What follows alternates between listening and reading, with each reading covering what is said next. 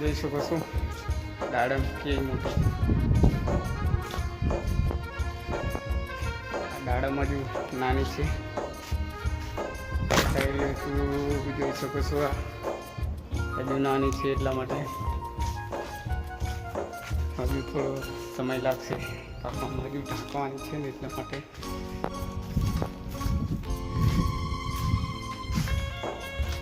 જોઈ શકો છો તમે દાડમ કેટલી લાગી ગઈ છે. ફાલ બધો ધરાઈ ગયો છે.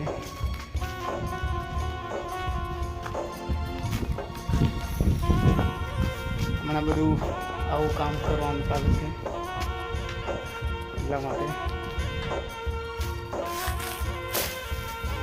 જોઈ શકો છો